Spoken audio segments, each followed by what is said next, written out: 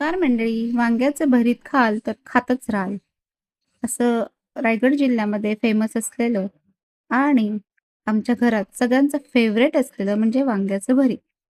आता ही वांग्याची रेसिपी तयार करण्यासाठी मी 2 वांगी घेतली आहेत.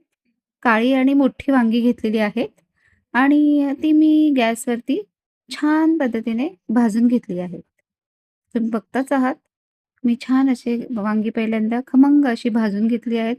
कारण ती कशी छान अशी शिजली पाहिजेत आतून, एवढे आपण त्यांना भाजून घ्यायचं आहे.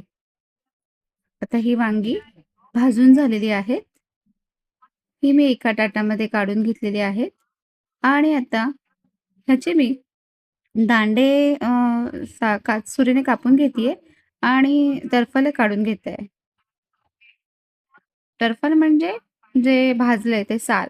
ते असे सालं काढून घेतलेत कारण ते काळी असतात फार आणि ते मिक्स होता कामा नये. मधलं आपल्याला गर व्यवस्थित मिळालं पाहिजे शिजलेलं. त्यासाठी मी ते सालं व्यवस्थित पद्धतीने सोलून घेतलेली आहेत. आता ही वांग्याचं गर आपल्याला भेटलेलं आहे. ते मी एका ताटात काढलंय आणि त्याला सुरीने छान असं मॅश करून घेतलंय. त्याला मॅशरने मॅश करायची गरजच नाही कारण ते इतकं छान शिजलंय की ते सुरीने छान बारीक झालेलं आहे. आता हे एक साईडला ठेवून मी आपल्याला भरतासाठी लागणारं फोडणीचं सामान तयार करत आहे. त्यासाठी मी कांदा, टोमॅटो, कढीपत्ता आणि लसूण हे घेतलेलं आहे. शेंगदाण्याचा कूटही बारीक करून घेतलेला आहे. कारण शेंगदाण्याचा कूट हे मेन वस्तू आहे की ज्याच्यामुळे भरीत फार सुंदर आणि खूप रुचकर लागेल. तर मी आता फोडणी देतीये बघा. मी कढई ठेवली आहे. त्याच्यामध्ये तेल टाकलंय. त्याच्यामध्ये मी कांदा टाकलाय. कांदा टाकल्यानंतर लसूण आणि कढीपत्ता टाकलाय. हे चांगलं असं फ्राय झाल्यानंतर, छान ब्राऊन झाल्यानंतर त्याच्यामध्ये मी टोमॅटो टाकलाय.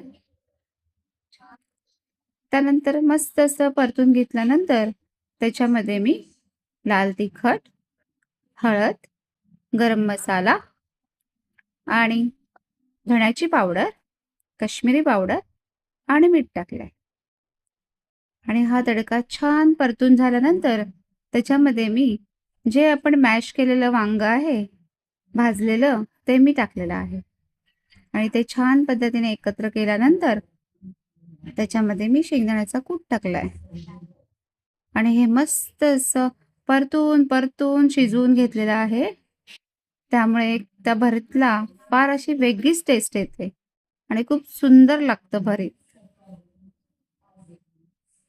बघा आता थोडा वेळ वाफत ठेवून आपले 5 ते 7 मिनिटात छान असं वांग्याचं भरीत तयार होईल. तुम्ही पण ट्राय करा. खूप छान लागतं टेस्टी आणि माझ्या चॅनलला लाईक, सबस्क्राईब, शेअर आणि कमेंट करायला विसरू नका.